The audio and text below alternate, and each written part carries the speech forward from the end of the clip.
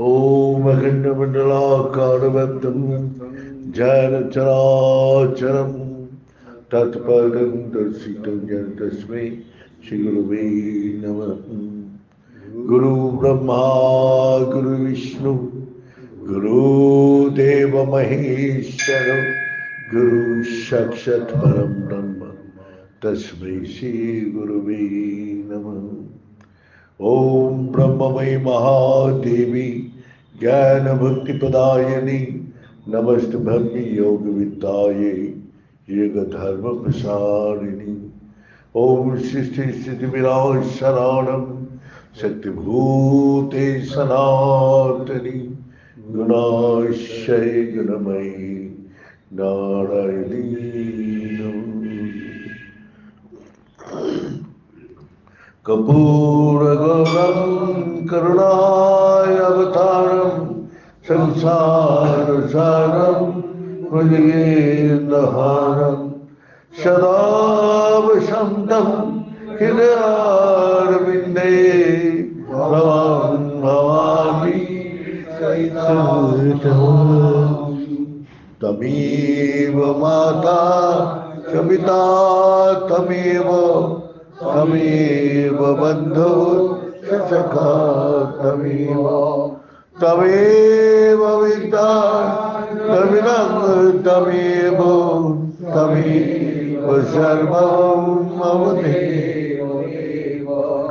ॐ पूर्णमद पूर्णमिदं पूर्णात् पूर्णमुदच्यते पूर्णस्य पूर्णमादाय पूर्णमेवावशिष्यते। ओम शांति शांति शांति।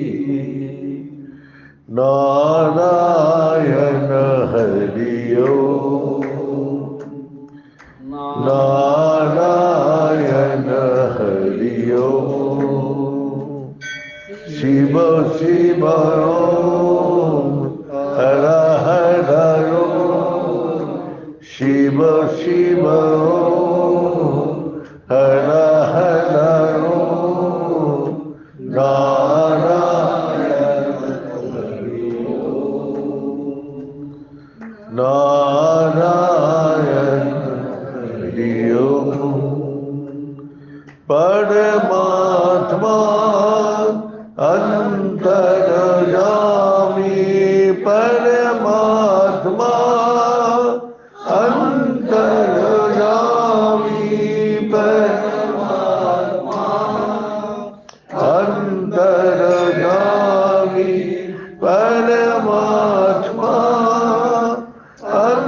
अंतर्यामी नारायण हरि ओम नारायण हरि ओम शिव शिव ओम हर हर ओम शिव शिव ओम हर हर ओम नारायण हरि ओम नारायण हरि ओम नारायण हरि ओम।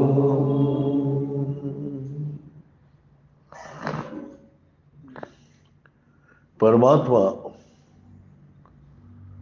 आपको इस संसार को पार करने के लिए एक मनुष्य रूपी रथ दे दिया और ये मनुष्य रूपी नाव भी दे दिया। नाव में आप पार हो सकते नदी में, रथ दे दिया, अब कहीं भी अपना लक्ष्य पर पहुंच सकते।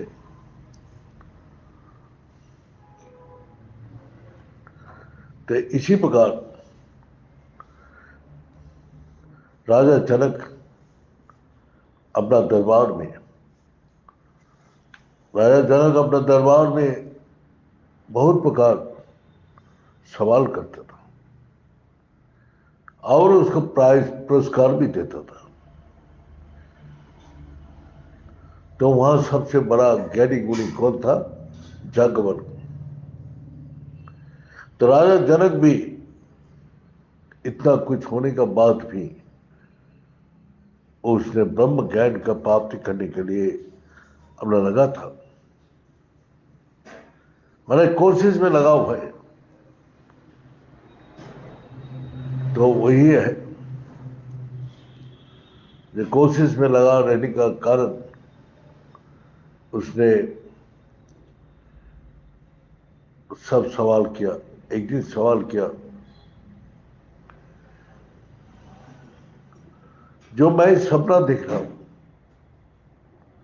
सपना एक शेर मेरे पीछे भाग रहे, मैं चिल्ला रहा है बचाओ बचाओ। नींद खुल गया तो देख रहा मैं अपना बिस्तर में लेटा हुआ है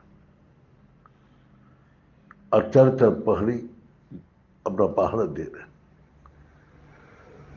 लेकिन जो शेर मेरे पीछे भाग रहे थे वो भी अभी सांस फूल रहे। मैं भागते हुए सपना में मेरा सांस फूल गया, गला सूख गया, उठ के बैठा, पानी पिया। तो सबने पूछा, जो महाराज ये जो अपने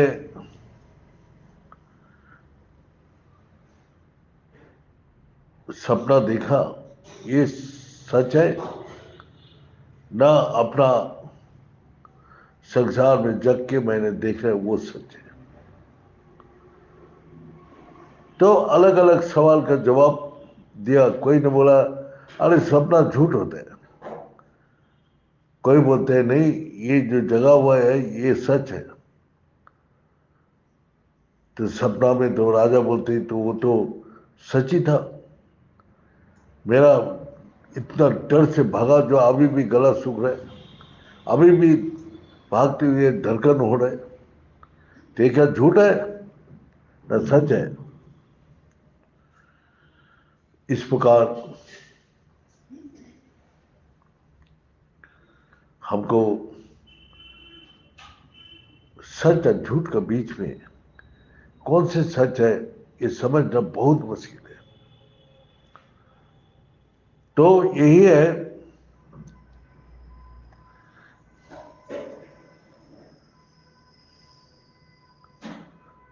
तो एक सन्यासी आया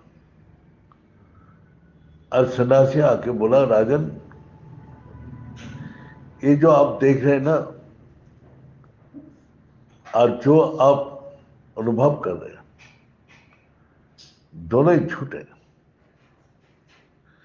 जो आपने सपनावस्था में अनुभव किया वो भी झूठ है, और ये जग के जो देख रहे हैं अब राजा है अब भी झूठ है। क्योंकि आप अपने स्वरूप को नहीं जानते हैं, आप कौन है।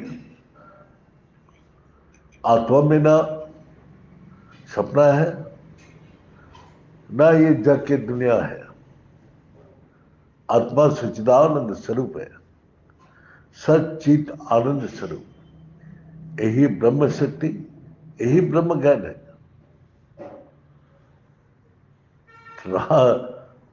बोले ये सब झूठ है। तो हम लोग तो झूठ के पीछे सुबह से शाम तक भाग रहे हो। लेकिन आत्मा जो सच है इसका कोई जानने का इच्छा ही नहीं रखते। बोला आत्मा अगर नहीं रहेगा ना सपना रहेगा ना ये जागृत अवस्था रहेगा। तो आत्मा कैसे है? जैसा एक दिखा दिया, आत्मा एक सफेद स्क्रीन है, सफेद एक पर्दा है। इस पर्दा में बहुत कुछ घटना हो रही, कहीं आग जल रहे, कहीं बाढ़ आके सब उड़ा के ले जा रहे, कभी तूफान, कहीं अपना बॉम्ब ब्लास्ट हो रहे। तो पर्दा में आप सब कुछ देख रहे हैं। लेकिन जब समाप्त हो जाते तो पहले भी कुछ नहीं था, पहले भी कुछ नहीं था और बाद में भी कुछ नहीं है। तो पर्दा में पहले भी सफेद था और बाद में भी सफेद है। तो आप बताओ, जो आग जला तो पर्दा जला क्यों नहीं? क्योंकि वो झूठ है।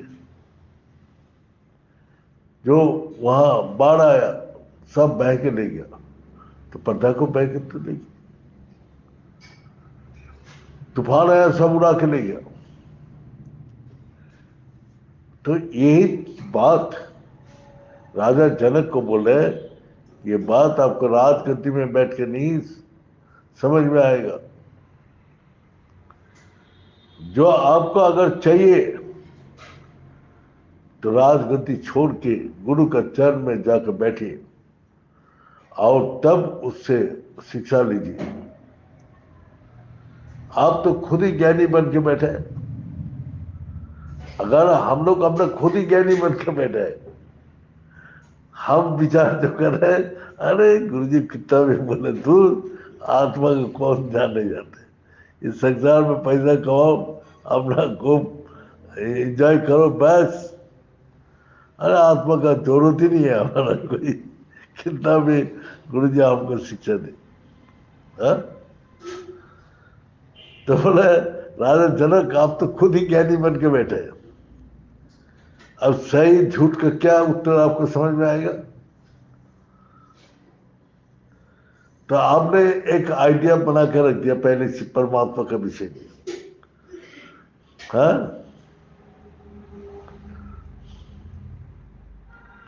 परमात्मा क्या चीज है, पहले से आपने एक आइडिया बना लिया।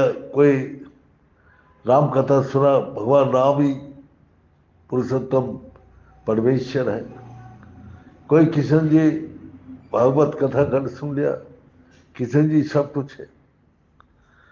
सार शिव पुराण पढ़ लेंगे तो शंकर जी सब कुछ है। दुर्गा पुराण पढ़ लेंगे तो दुर्गा पुराण में वही लिखा हुआ है, माता रानी सब कुछ है। गणेश पुराण पढ़ेंगे तो गणेश जी से ही सब कुछ उत्पत्ति हुआ, वही पालन करे, वही विनाश करे। विष्णु पुराण पढ़ेंगे तो वही है सब। तो आप ये सब चारों तरफ का बात सुन के आपका मन में भ्रमित हो रहे, कौन परमात्मा है, कौन श्रेष्ठ है, कौन बड़ा है।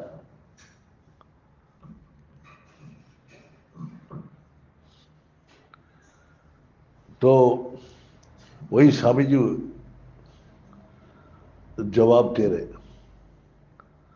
बड़ा तो आत्मा है जिसका उम्र कोई नहीं बोल सकते। किसका कितना जन्म से वो आत्मा का साथ जा नहीं कर रहे। आत्मा का ये शरीर का उम्र के साथ है। आत्मा तो पहले भी था, अभी भी आया, बाद में भी रहेगा। तो आत्मा का उम्र कौन बोल सकते हैं? आत्मा एक ही आत्मा में, जैसा मिट्टी है वो आत्मा हो गया, उससे ही माता भगवती का मूर्ति बनाई जाती है, उससे ही लक्ष्मी माता का मूर्ति बनाए जाते, उसी से ही अपना असुर असुर का मूर्ति बनाए जाते हैं। वही मिट्टी से असुर का मूर्ति बनाए जाते हैं। जितना भी मूर्ति है सभी मिट्टी से ही है। तो घर में आपको बड़ा कौन है? हम बोलते पिताजी बड़ा है, पिताजी बोलते हमारा पिताजी बड़ा है, तो नाना जी बड़ा हो गया। तो नाना जी कौन है? आत्मा है। ये भी आत्मा है, ये भी आत्मा है, सभी तो आत्मा के रूप है। तो आत्मा तो एक ही होता है। जब बिजली का कनेक्शन ले लिया, किसी ने 1000 वाट जल रहे, किसी ने 100 वाट जल रहे, किसी के 0 वाट जल रहे। तो पिताजी बड़ा हो गया, ये भाई छोटा हो गया, बड़ा भाई, उसके 0 वाट वो छोटा भाई हो गया। तो लेकिन पावर तो सबका एक ही है। पावर क्या अलग है? तो अंदर जो कनेक्शन है वो पावर, टोटली पावर उसमें जा रहा है। अब तुम पात्र बना दे छोटा, तो छोटा नहीं है वो पूरा ब्रह्म शक्ति है उससे। गुरु जी बोला हम लोग का देखो, एक मिर्ची का पेड़ लगाया, उसमें लाखों बीज हो गया, तो सब बीज में उस पूर्ण जो मिर्चा का पेड़ है, एक एक बीज में वो सारी शक्ति है, न कम न ज्यादा। हो सकते हैं कोई भी बीज ले लीजिए, धान का हो व फल फ्रूट का हो, कुछ भी है, तो आप बताइए जो कौन से में कम है, कौन से ज्यादा है? सब बीज बराबर है? अगर 20 साल पहले जो बीज रखा और 10 साल बाद जो बीज रखा है, उसमें कोई फर्क है? तो फिर कौन बड़ा हुआ? इस संसार में बोलते जी, इस संसार में जो आप देख रहे हैं, आप राजा है, वो ये है, वो फकीर है, लेकिन सबका एक ही सत्ता है, वो ब्रह्म, वही आत्मा है। तो इस कारण से राजन, जो आप सपना देख रहे हैं, ये आपका, आप खुद नहीं जानते, जो आपका अंदर कुछ भी नहीं है, कुछ भी नहीं हो रहा है आत्मा में, कुछ भी। सफेद पर्दा पहले भी था, बाद में भी सफेद हुआ। तो इस संसार में जो क्रिया हो रहे, इसका आत्मा का साथ कोई भी संबंध नहीं है, आपका साथ कोई भी संबंध नहीं है। जन्म मृत्यु जो भी घटना हो रहे, तो ये आत्मा का साथ कोई संबंध नहीं है। आत्मा ना जन्म लेता है ना मरते है।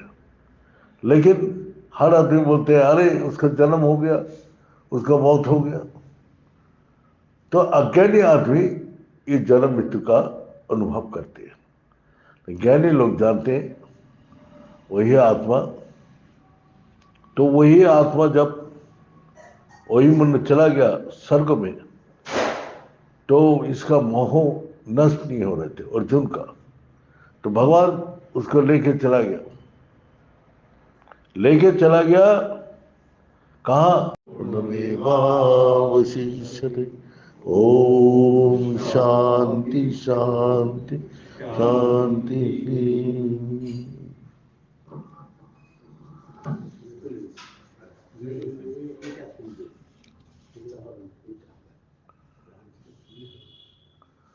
मच्छर मच्छर उड़ रहा है। गुरुदेव, साधना के समय ही संकल्प विकल्प क्यों होते हैं? थोड़ी देर में ही